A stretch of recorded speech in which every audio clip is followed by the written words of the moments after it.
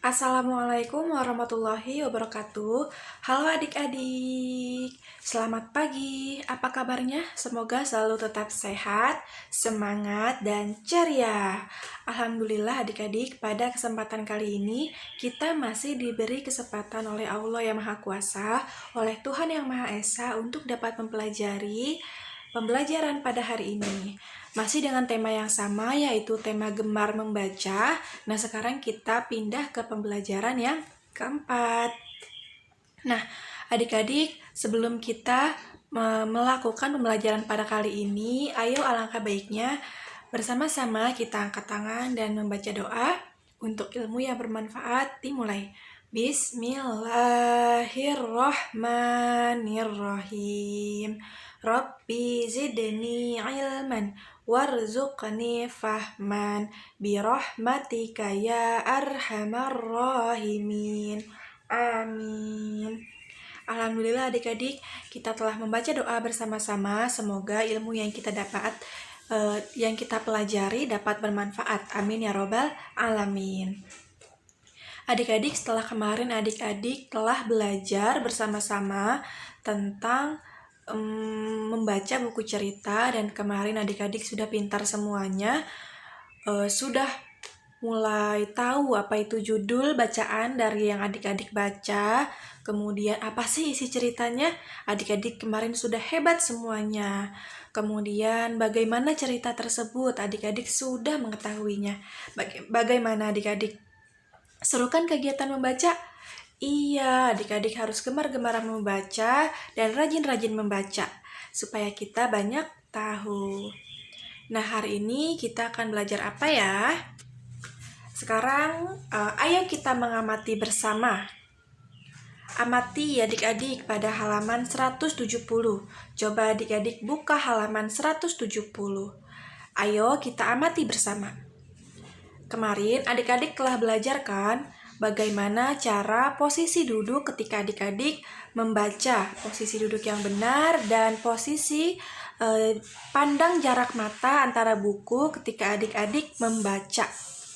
Nah, sekarang coba adik-adik perhatikan dan beri tanda checklist untuk posisi yang tepat yang dilakukan saat kita membaca. Nah, untuk yang pertama, apakah baik ya posisi membaca seperti itu, menulis seperti itu? Adik-adik sudah hebat semuanya, sudah pada tahu bahwa itu tidak baik ya, dan tidak boleh dicontoh, tidak patut dicontoh. Karena bisa membuat tulang kita apa? Pintar, tulang kita bengkok, tulang kita menjadi tidak sehat dan jadi kebiasaan. Kebiasaan yang buruk itu tidak baik diikuti. Kemudian yang kedua, dia membacanya sambil melamun. Apakah baik adik-adik? Tidak baik. Kalau tidak baik, beri tanda silang. Nah, kemudian selanjutnya ada si Benny. Nah, ini baru benar ya adik-adik. Posisi pandang jarak matanya dengan buku benar, kemudian posisinya juga benar ya adik-adik ya. Iya. Nah, kemudian si Siti duduknya pintar tegak ya adik-adik. Kemudian Benny dan Lani juga benar posisinya, maka diberi tanda checklist karena mereka semua posisinya benar. Nah,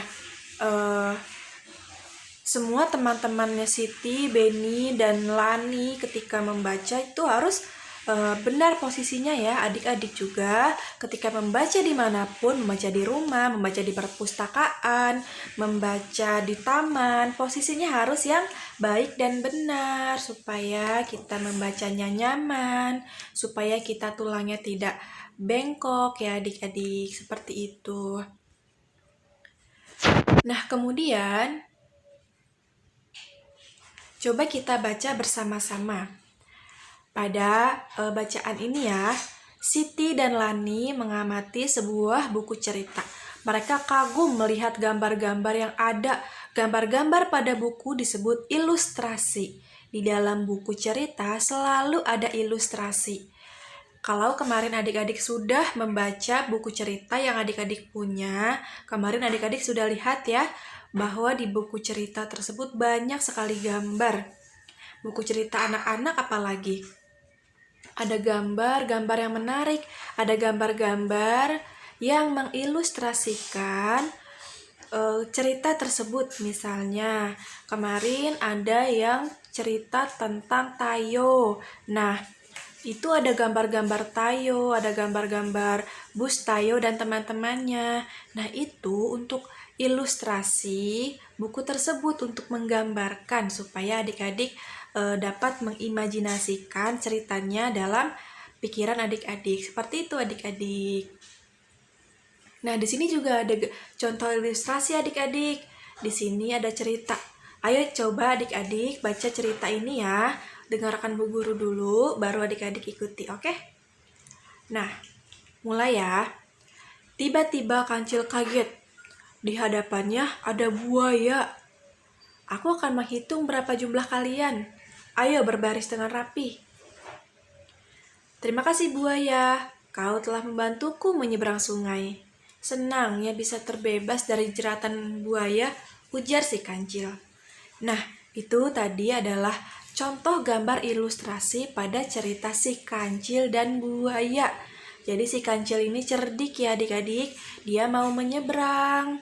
Kemudian, tapi dia tidak bisa berenang, tidak ada perahu pula.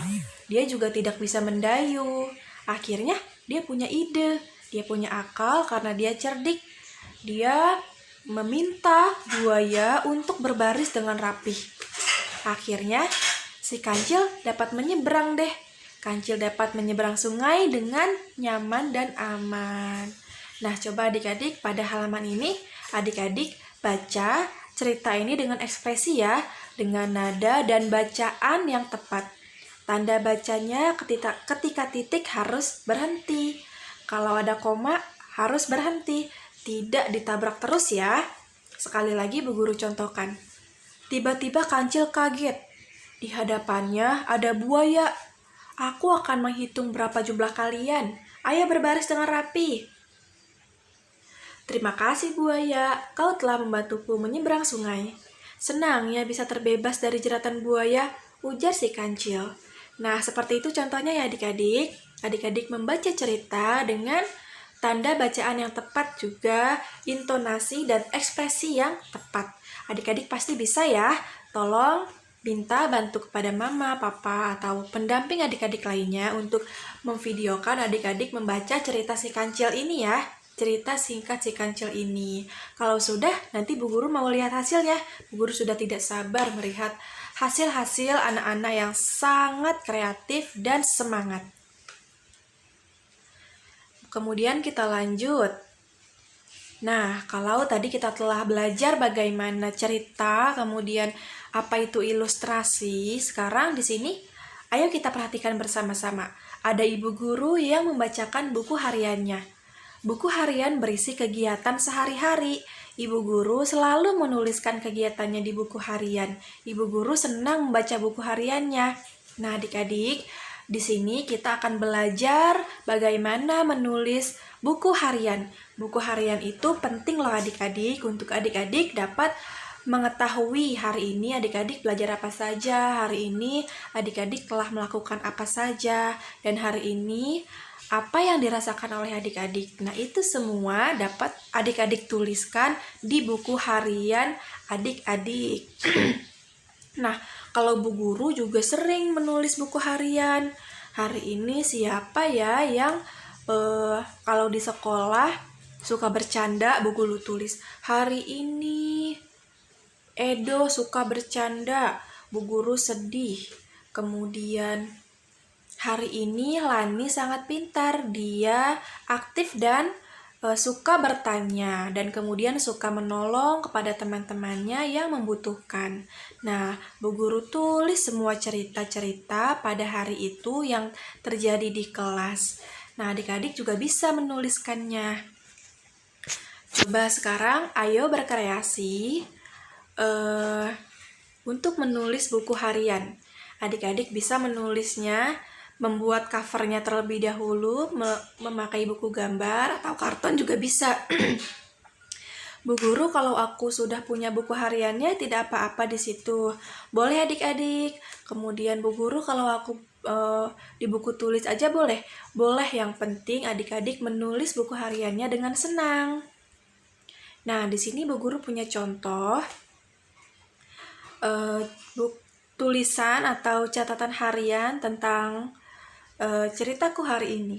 Ya, jadi pertama-tama adik bisa nulis judulnya, ceritaku hari ini, kemudian ditulis tanggalnya, kejadian tanggal berapa, cerita tanggal berapa, kemudian adik-adik tulis semua kegiatan adik-adik pada hari itu. Contohnya seperti ini.